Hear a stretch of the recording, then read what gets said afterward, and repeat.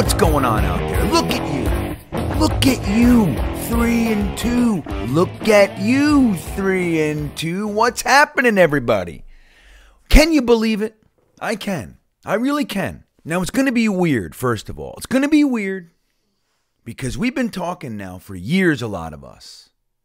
And we've never been 3-2 before. We've never been 2-2 before. I'm not even so sure we've ever been above 500 together before. What the hell is that? I don't know. Well, Jets fans, I am happy. I'm in a good mood. It's actually pretty late. It's late. What time is it? It's 11 o'clock p.m. Sunday night after the Jets decided, you know what? We feel like giving our home crowd a well-deserved victory. Now, I wasn't there, but I couldn't be happier for all of you who made it. I mean that sincerely. We talked about it in the Jetnation live stream ad nauseum. Numerous times we mentioned how happy we were that the New York Jets were giving you, on a sunny day in MetLife Stadium, something to be happy about. You guys were loud. You were buzzing. You were proud. A lot of you were drunk, I imagine. Fireman Ed was freaking out. And they gave you 3-2. Good for you. It's about time. So, guys, here we are. Welcome, welcome, welcome to episode 87 of GreenBean's Jets Pod. We are just fluttering around this joint tonight. We are happy. We're in a good mood. 2 in a row. I can't believe it. I just can't stop talking about it. I'm showing my wife clips of Quinnen Williams versus Tyreek Hill. She's like, I hear you. I'm right. Yeah. Like, no, did you see? Watch how his hand. I'm doing all that stuff. I'm calling people I haven't talked to in months. Did you see? That's what I'm doing. It's a good thing. I am Green Bean. This is GreenBean's Jets Pod. And we are happy that you're here. If it's your first time here, welcome. Welcome to you. I'm happy you're here. What the hell took you so long? We've been here every week for 87 weeks. Welcome to you new folks. I'm happy to have you. Welcome back to all of you guys who frequent the show and stop by so often. Of course, as you know, as I say every week, I'm grateful for your support. It's amazing. For all of you people listening in the car or on audio when you're brushing your teeth, getting ready for work, which I do that stuff all the time. I always got a podcast on. Thank you to you. I love my audio folks just as much as I love my YouTube folks and my Twitter folks and my Instagram folks, all you guys. I love you guys. And if you should be so inclined, it is greatly appreciated if you hit that like button and you hit the subscribe button, which is even better. And if you want to make sure that you never miss a live stream, anything that we do, the moment that it happens, go ahead and hit that bell notification. You guys in the audio side of things, you can also rate the podcast as well on whatever platform you're listening to. And guys, it's appreciated. Now, if you want additional content, more access to Green Bean, like right after the game today, we went right in a private Zoom room, my beanbaggers and myself, and we just hang with our hair down, man. We just talk freely. We say what we want to say. We have private access to each other. And we do weekly different stuff. This week on Wednesday, we're doing an all-22 breakdown of different aspects of the game with our boy Dom C. You get early access to articles and all kinds of fun stuff. You can do that in the link in the description that says Beanbaggers. Go ahead and join up, and we'd be happy to have you. Guys, I'm buzzing around. I'm buzzing. But as you know, let's get started with episode 87 with the player associated with number 87 right now in our player profile. You know who that is this week? We actually have one. Last week, we didn't have an 86. We were talking about Alex Van Dyke, Jeff Cumberland, Chris Baker. So now we're going to talk about a guy who's right here and actually played today for the New York Jets against the Miami Dolphins, none other than free agent tight end from the Cincinnati Bengals, CJ Uzoma, who, by the way, had a little bit more involvement today than usual. So let's talk about him. CJ Uzoma, a free agent acquisition I was pretty happy about. Truth be told, the number one tight end I wanted, I said this to you guys, most of you know this, I wanted Hayden Hurst. That was the guy I wanted to target. The Bengals got him. We got CJ Uzoma. I wasn't unhappy. I said, good, I like CJ Uzoma. Up until this point, he's been primarily a blocker. Odd. We're paying him a little bit more money than maybe a blocking tight end should get, but he's starting to trickle into the passing game. So let's talk about him. CJ Uzoma is 6'6", 260 pounds. My kind of tight end. Somebody who can lump you up, can catch the ball, and when they have the ball, can lump you up. I like that. Those are my kind of guys. He's 29 years old. He is in his 8th season. He was a 5th-round pick of the Bengals in the 2015 draft. Now, he's only played 3 games for the Jets. He was injured early. He has a total of 3 receptions. That's so even, so neat and tidy. He had 1 reception against the Bengals for 5 yards, and today he had 2 receptions for 12 yards. They did that weird shovel pass to him, too. I didn't like that. It was unnerving. You remember it? Little shovel. I don't know. The floor gets nuts in the middle of the game. I don't know what he's thinking sometimes. A little scary. Like force feeding. You don't have to force CJ Uzoma in the game. Look, we only got 3 yards, so there's that. I don't think it was worth the 3 yards. So at least he didn't fumble. At least it wasn't a pick. Something that was dangerous. I didn't like it. But CJ Uzoma is so far a very good blocking tight end for us. PFF, though, has him rated at a 49.9. A 48.9, actually. Even worse. So I think he's just kind of revving up. You know, we've been focusing on Tyler Conklin in the tight end department. Truth be told, I wish we would just get Ruckert in there. I think Ruckert, once he gets into the game consistently, he's going to blow everybody's doors off. That's what I think. Now they want to bring him up slow. We got 2 tight ends. That's fine. That's fine. But CJ Uzoma, I thought he was going to have a little bit more active involvement in the passing game. Not the case just yet. But again, it's starting to trickle upward. Who knows? It's a long season, man. Not everybody has to light everything on fire week 1 through 5. It doesn't have to happen that way. Maybe week 12, CJ Uzoma is a stalwart in this offense. Who knows? We'll see. Truth is, I like him. Now, there was one play today where he was the blocker and got tossed aside like a rag doll by Ingram. Not so good. Other than that, though, I think CJ Uzoma's presence is felt, blocking in the passing game and in the run game. So, hey, let's watch him, see how he develops this year. I like having him. I'm a little surprised that he's not a little bit more of a focal point in the offense, but I think he's an asset. I like him. And there he is, CJ Uzoma, who's never been to a Pro Bowl, not once, and so far it doesn't look like he's going to make it again this year. Who knows? Who knows? A long season. Doesn't look good. So there he is, CJ Uzoma, our player profile for episode 87. And that leads us right into the next section of this podcast, a little segment we like to call the News of the Week.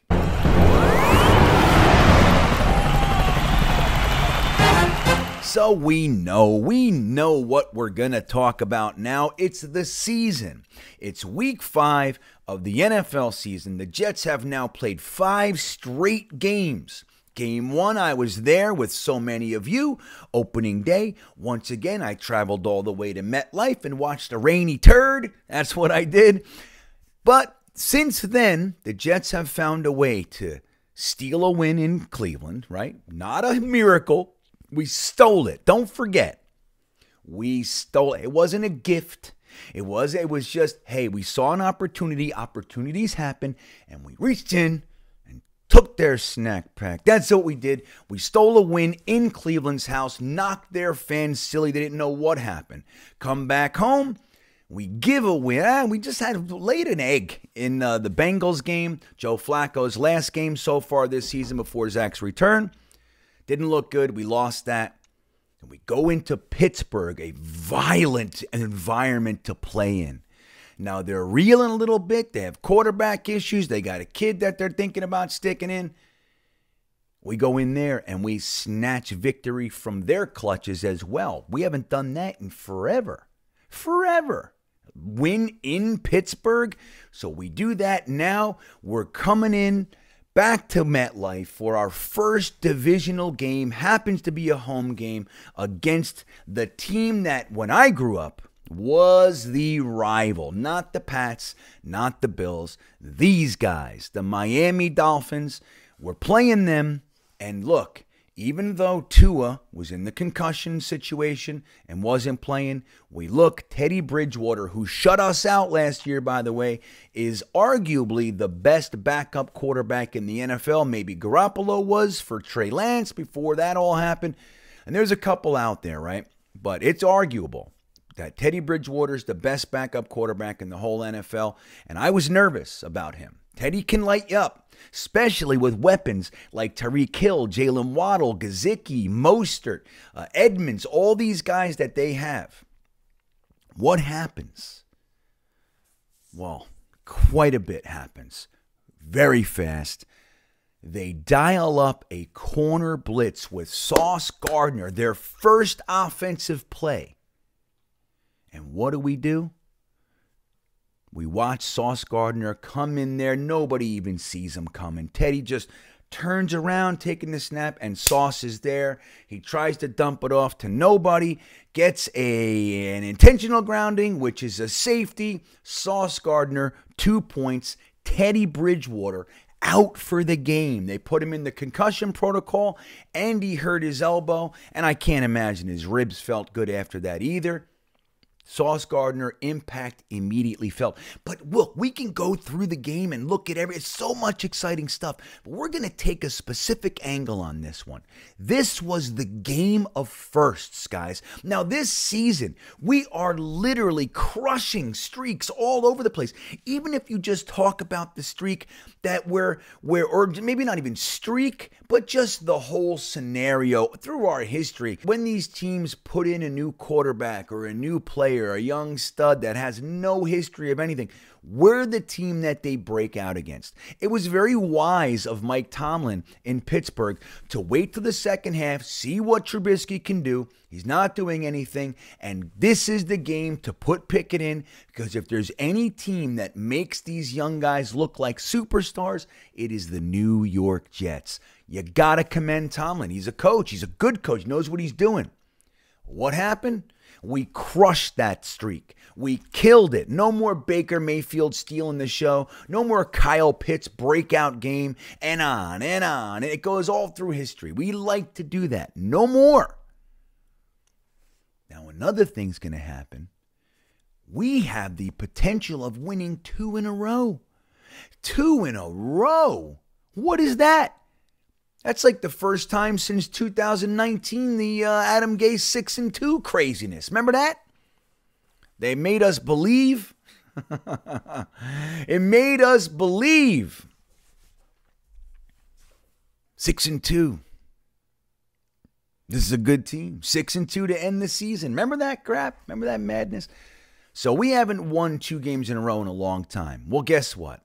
This game, Saleh wins his first 2 in a row. It's his first 2-game win streak in his history as a head coach. Now, it's a short history, only a season and a little chunk, season and a quarter, but he's got it. It's his first time ever winning 2 games in a row as a head coach. Now, another first that we got, it's our first division win since 2019 when the Jets beat the third stringers of the Buffalo Bills, who were resting everybody at the end of the year. Remember that?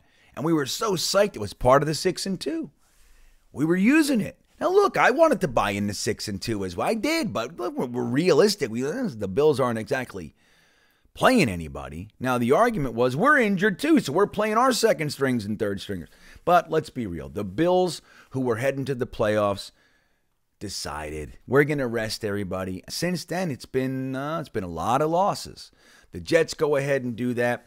Now, this is the first time that the Jets scored 40 points in a game. And this was a graphic that they put on the screen for us during the game. 63 straight games. 63 straight games without one of them watching the Jets get to 40 points. Today, squashed it. It's over. It's over. Anytime in the near future they talk about the Jets scoring 40 points, they're going to refer to this one. Week 5 of the 2022 season. And who knows, maybe we do it again. Maybe we do it again, but that streak is done. Now, here's a cool one. We talked about Sauce Gardner a minute ago. Well, let's talk about him some more. This was Sauce Gardner's first career interception. There you go, Sauce. Now, it's interesting because Sauce Gardner he is stacking up a lot of potential here to be considered Rookie of the Week. If not for another Jet that we'll get to shortly. But Sauce Gardner gets his first career interception, which led to 7 points with the Zack Wilson, diving head first into the end zone, almost got himself killed, almost fumbled on the goal line, touchdown. Zach got up all tough. He's a man. Doesn't matter how cute he is, how young he looks, he's a man. Dove into that end zone, got the touchdown via Sauce Gardner's interception. So that means Sauce Gardner was responsible, in large part, for 9 points today. 9 points. Sauce, thank you. Now let's talk about that rookie who more than likely will beat Sauce Gardner for Rookie of the Week. But this is the thing. I honestly believe that the only thing that can stop a Jet from winning Rookie of the Week once the NFL puts them up on the pedestal there as one of the choices is when they stick 2 up there. I think Jetnation might be split, and that's how somebody else could win it. So we got to talk. We got to decide, who do we really think it is? It just might be this guy. This is Breece Hall's first ever 100-yard receiving game. 100 yards on 2 receptions, man. That's a 50-yard average. Not too shabby. Not too shabby. 2 receptions, 50 yards. Got to the 1-yard line twice. And Michael Carter came in, scooped up those there touchdowns. Said, I'll take those. Boom. Touchdowns. So Breece Hall, though, gets his first 100-yard receiving game. Almost got himself his first 100-yard rushing game. Fell 3 yards shy of that. Now think about, if he did make it into the end zone, those plays, he'd still be 1 yard shy. Oh, that'd be even more painful, wouldn't it? Wouldn't that be crazy? So Breece Hall, man, lighten it up. Lighten it up.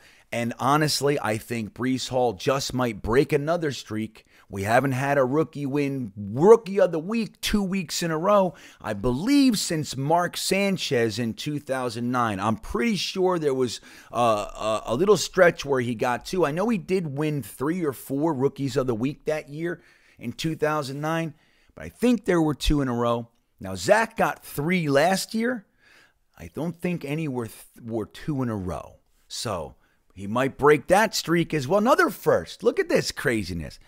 Now, this is also the first time ever that Jeff Smith had the exact same receiving stats as one of our best players, Elijah Moore. They each had 1 reception for 11 yards. That elevates Jeff Smith all the way to Elijah Moore's level. Isn't that something? Hey, man, I'm just glad Jeff Smith didn't drop it or Zach didn't throw a pick in Jeff Smith's direction like last week in Pittsburgh. You guys know Jeff Smith is what it is. If he's coming in and they're going to throw it to him, I'm happy he catches it. He got us a first down. Good for you, Jeff Smith. Look, I got nothing against Jeff Smith. I happen to think somebody on the bench is better, but that is what it is. If Boyer wants him for special teams, look, our special teams are good all the time. This year, our special teams are way up there, man. And if Jeff Smith is a part of that in Boyer's eyes, then Jeff Smith is a part of that in Boyer's eyes. You got to focus on special teams, and you got to give him who he wants, at least to some degree, right? You got to do it. So there it is. Jeff Smith and Elijah Moore, same tier for the first time ever. Isn't that something? Now, like I mentioned in the player profile, This is the first time CJ Uzoma had more than one reception as a New York Jet. Yay! Look at you, CJ Uzoma. 2 receptions for 12 yards, and I'll take it. You know, again, I'd like to see CJ Uzoma do a little bit more, be given more opportunity in the passing game. I don't think we need to force feed him the ball by shovel passes and all that. I don't need that. I don't need that in my life, period. Shovel passes scare the living hell out of me. I don't need them. But I'd like to see CJ Uzoma more involved in the passing game. Today it started. Hey, who knows? Maybe this is the beginning of a beautiful passing relationship with CJ Uzoma. So, now listen to this one. This is kind of a first, we'll dance around a little bit. Quinnen Williams, who had no fumble recoveries all through college at Alabama, has not had a fumble recovery since his rookie season in 2019. So the last 4 years he had one. And today he had another one, which interesting led to another big first. The first time we got to watch Quinnen Williams absolutely throat slam Tyreek Hill with the stiff arm from Mars and throw him to the ground and watch Tyreek Hill roll back on his head. I love it. I love it. And that's a pretty good first. And let me tell you something. If he didn't fall over Tyreek Hill, yes, and a lineman hit him. But if Tyreek Hill wasn't there and he didn't fall over him, Quinnen Williams might have gotten his first touchdown of his career as well. Wouldn't that have been fun? It's okay. I think Breece Hall got that touchdown later, which he deserved a damn touchdown. He did. So Breece Hall, going back for a second, Breece Hall had 197 all-purpose yards, 100 through the air, 97 on the ground, and a touchdown. Amazing. Now, Quinnen also had a half sack today.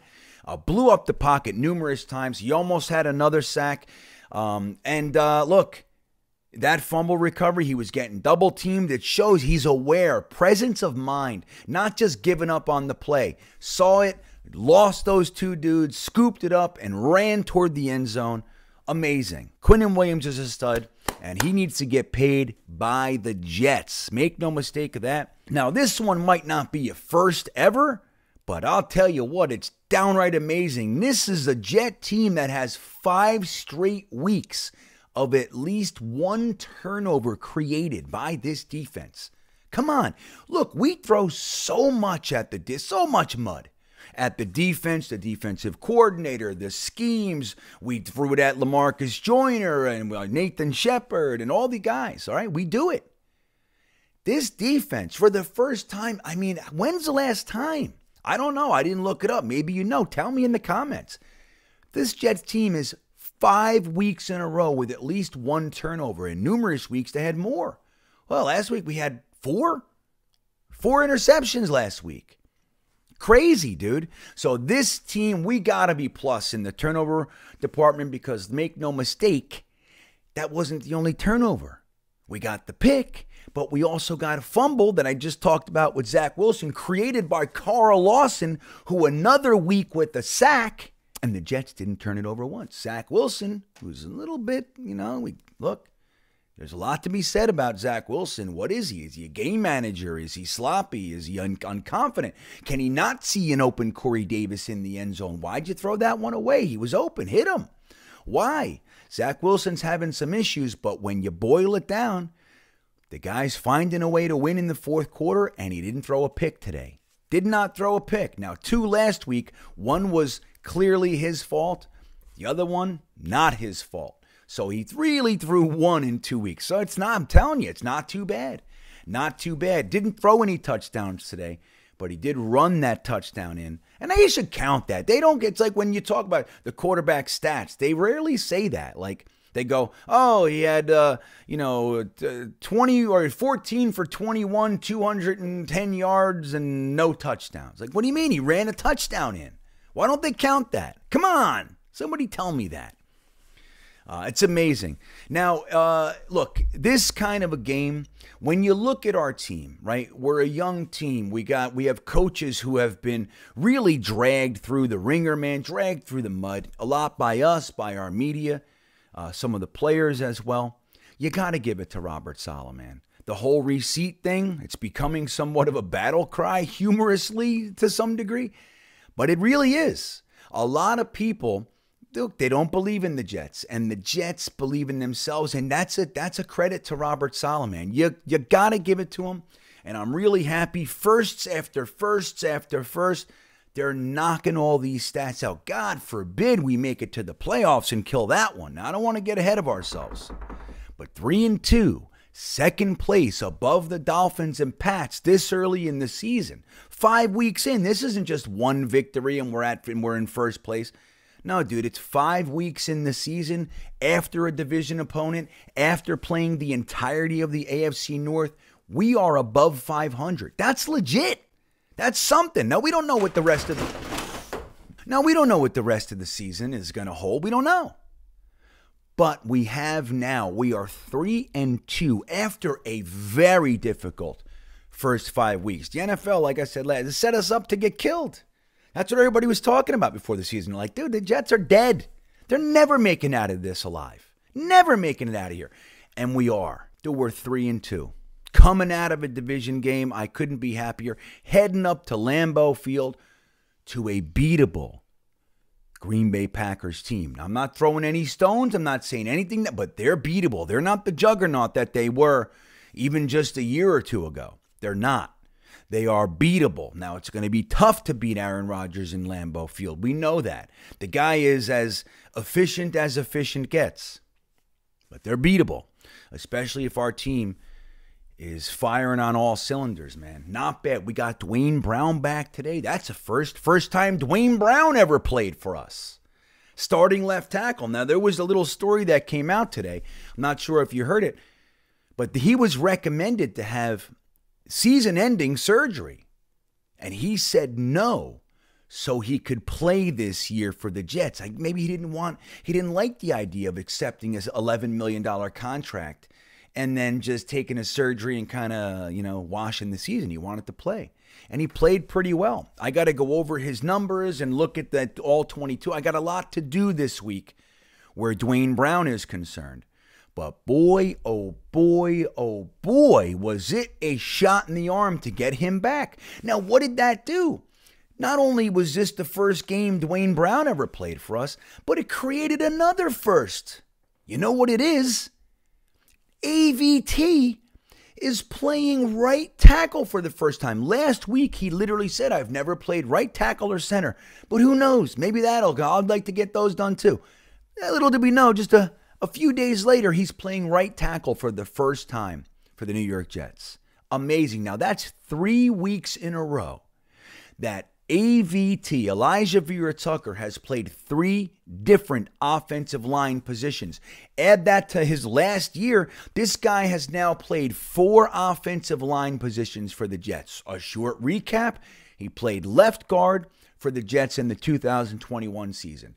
This year, when they signed Laken Tomlinson in free agency, they moved him over to right guard. At the same time, they moved Becton over to right tackle. Maybe we get the Smash Brothers. Nope. Becton gets hurt. AVT stays. We stick George Fant over there. Then Dwayne Brown gets hurt, so George Fant leaves. We get Max Mitchell over there. Crazy town. Crazy town. But AVT, anybody who's near him, seems to play better. He's our right guard. We have an emergency at left tackle. They throw him over there at left tackle. He plays not only admirably, he dominates. Dominates at left tackle for the New York Jets. Great. Dwayne Brown is back. You think maybe he'll go back to right guard and they'll stick McDermott in there, or maybe even Mike Remmers, who we signed. He's a right tackle. Nope. We love AVT. We're going to use him. Now, we talk about Klecko playing 3 different positions all the time, was an all-pro, Pro Bowler at 3 different positions. Now, I'm not saying AVT's doing Klecko, but I don't know if Klecko ever played 3 different positions in the same same 3 weeks. It's crazy. So, AVT, another first, right tackle for the first time. Again, I got to look at it, but it looked pretty damn good to me. It looked like AVT played very well at right tackle. I got to go check and make sure, but no matter how you slice it, talk about a guy taking one for the team, huh? What about this AVT? So Dwayne Brown first, AVT first. It's crazy what's going on here. Nate Herbig is doing a good job at right guard. Yeah, man, so listen to this. Jalen Waddle, this was the lowest receiving numbers that he's had all year. Oh, now look, let's be fair. Teddy Bridgewater went out on the first offensive snap for the Dolphins, and they have this 7th-round pick rookie coming into his first ever NFL game. There's another first. Skylar Thomas, Skylar Jones comes in, and he plays in his first ever NFL game. Now, just like I talked about with Pittsburgh, what are Miami fans thinking? Dude, they've been talking about this guy all season. Especially when Tua went down, there was an outcry from Miami Dolphins fans to start this guy. It's very similar to like the Streveler thing, or the Troy Taylor thing, or the Trudeau thing, or the Brett Ratliff thing, and it goes on, right? With the third-string quarterbacks, guys that we see in the preseason that look all exciting, and we think they're going to be great. We think they're hidden gems. Well, Miami fans thought the same thing about Skylar Jenkins, and he comes in, and he showed some flashes, right? A little bit. But Miami fans were lobbying for this guy. They didn't even want to see Teddy. We want Skylar. We want our 7th-round pick. He's the gem, the nugget of the draft. And, I think it's a lot of the reason that Tyreek Hill and Jalen Waddle had pretty much their lowest numbers. I think Jalen Waddle had one game where he was a little bit lower. But either way, no matter how you slice it, the scary part about this game was Tyreek Hill and Jalen Waddle. How are we going to contain these guys? Now, again, you can attribute a lot of this to the third-string quarterback, and that's a fair point to make. But at the same time, it seemed like Tyreek Hill was all over the place, but he only had 47 yards. Now, he had 7 receptions, 47 yards. He also had 13 yards rushing. So they talk about mitigating the damage. I mean, and there were miracle plays. The Tyreek Hill, when Skylar Thompson was falling backwards, when JFM had his ankle and was sacked, he just tossed it like a desperation throw, and Waddle grabbed it. Tyreek Hill did some of that. Amazing stuff. The guys are super crazy talented. But we held them in check. Now, listen to this. Michael Carter, who we talked about, had 2 touchdowns thanks to Breece Hall. But hey, look, how many times have we gotten there and couldn't punch it in? So Michael Carter, you got to give it to him. He got us in the end zone, and I love Michael Carter. I think he's those guys together are an amazing complement to one another. I just couldn't be happier with our running back stable right now. Michael Carter gets 2 touchdowns. What does he do? He does the walk. And you know what it shows? They didn't like, and this was another report that came out, they didn't enjoy the fact that Tyreek Hill, the way he responded to the questions after he got traded to Miami. How close are you to the Jets? He laughed. It was never the Jets. I forget how he said it. It was always going to be Miami. Then recently they asked him again, and he said, I wasn't going to pay those taxes. Well, what does that say about all the players that did choose to come up here? They are paid. What are you calling me, a sucker? Is that what you're saying? So they didn't like the way this Miami team was talking. They didn't like the responses. They didn't like anything. Being home underdogs, all that stuff. And they went out there. They were mad. And when they got ahead, what did Michael Carter do? He showed just a little bit of swag, a little bit of eat this, and did the waddle. There you go. Take that. It reminded me of Sean Green with the LaDainian Tomlinson. Boop. Remember that? When he got in the end zone? Boop, the little LT shuffle, whatever you call that thing. It reminded me of that, and it just shows something, man. It shows that this team, number one, they're hearing what's out there. They know what people think. They know what people are saying. I like it, and they're showing you. They're showing you. One more thing about the game. Can we stop about Braden Mann already? It's over. The guy, when he's injured, yes, he's going to be sporadic. As far as what this guy can do for the team, it's got to be, the question has to be out of our minds, right? Braden Mann is a stud punter. Stud. He had 4 punts today, 46.8 yard average, 2 punts inside the 20, 1 punt inside the 10, thanks to Brandon Echols. Fantastic coverage. Braden Mann is doing his job. Let's not forget the fake and the onside kick. Braden Mann is an asset, and we're happy with him, okay? We're happy with Braden Mann, and that is the news of the week.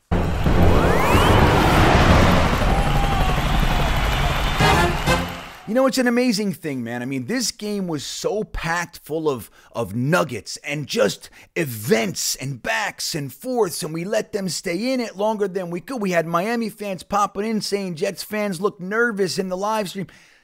Too much to even talk about. We made it about the first, right? And we'll talk all week about intricate details.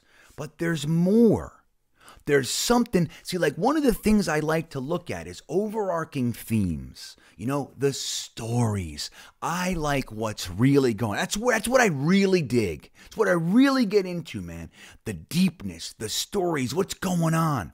I love it. And we have one of those today. And for that, let's get right into the intelligent gripe.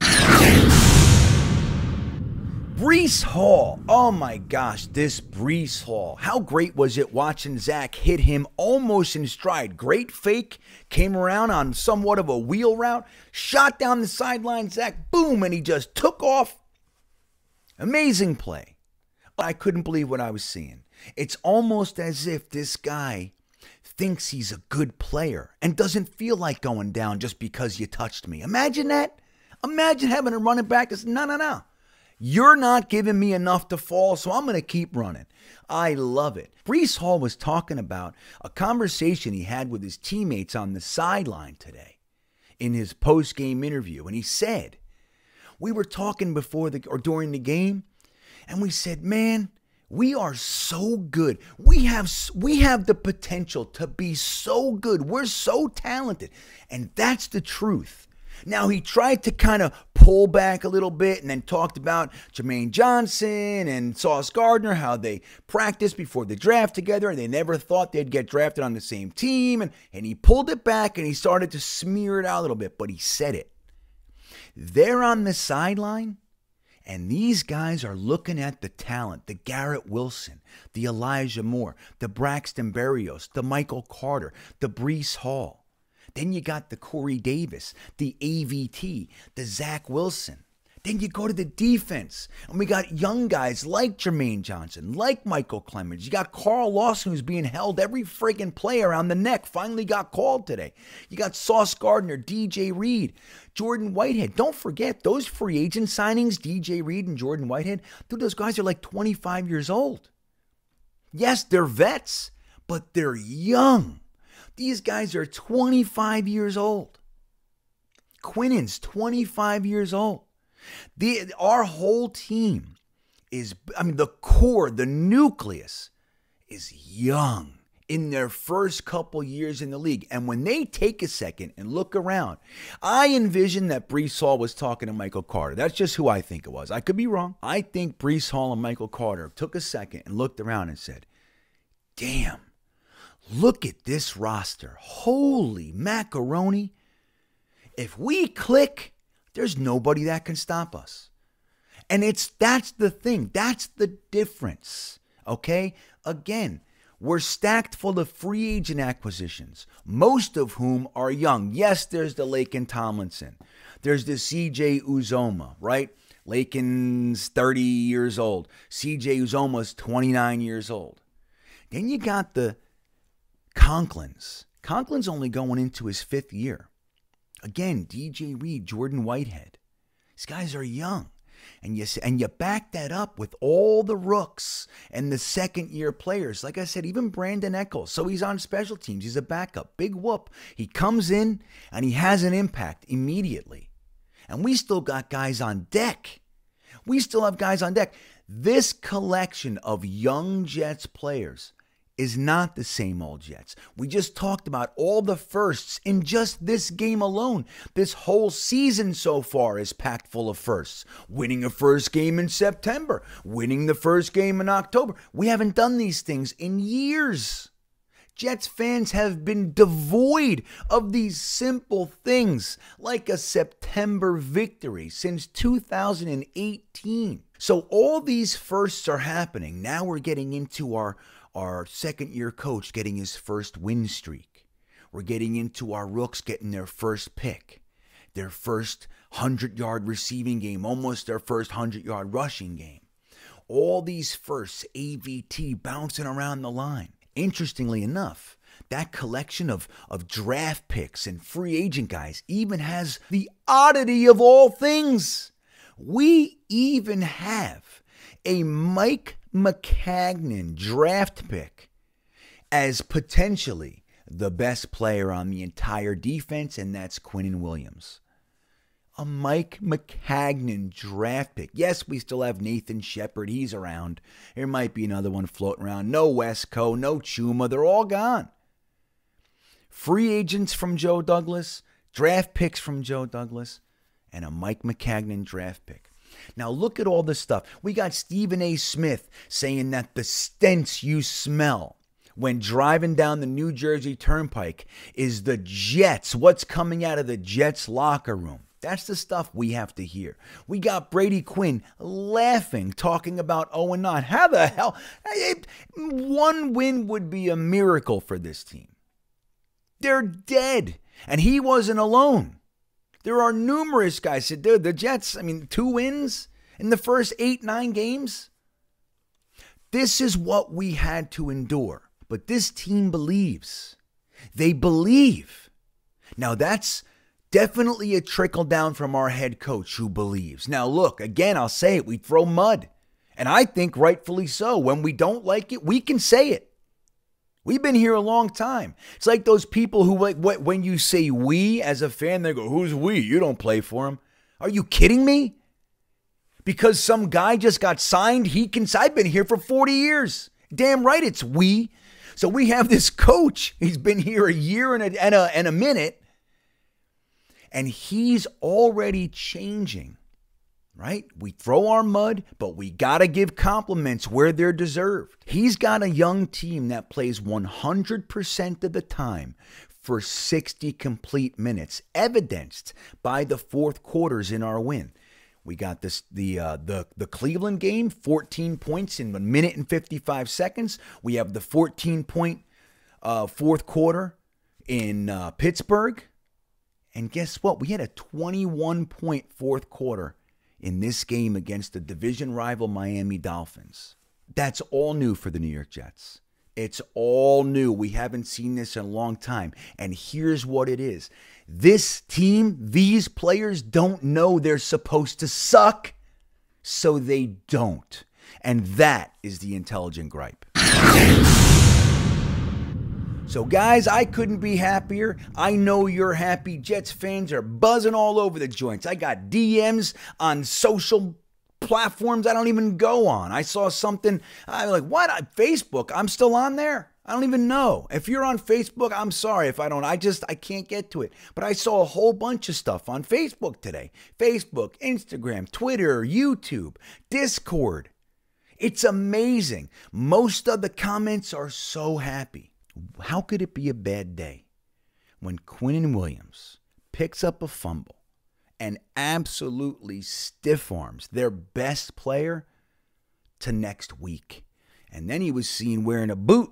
So I don't know. I don't know how he hurt his ankle on that one. It might be an ego boot. You put the ego boot on your ankle and you just don't have to endure any more pain. That's what it looked like to me. Nobody likes getting stiff-armed to the moon. Nobody. Not even Tyreek Hill, who, by the way, what are you doing running at a snarling, full head of steam Quinnen Williams? What do you expect? What do you expect? Guys, it's a good week. Here's the thing. We're going into Green Bay next week, but that's a week away.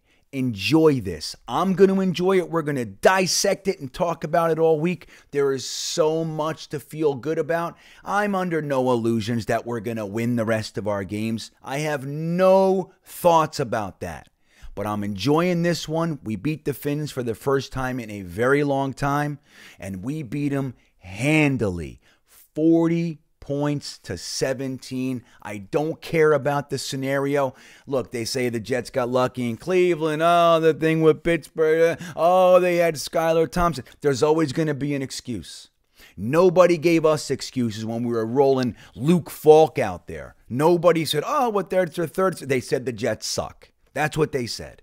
Well, guess what? It's our turn not to suck. It's our turn to be a competitive team, and we're climbing out of the depths, and you need to enjoy the ride because I'm going to be riding there with you, and I want to enjoy the ride. So let's have a good time. Guys, thanks for watching.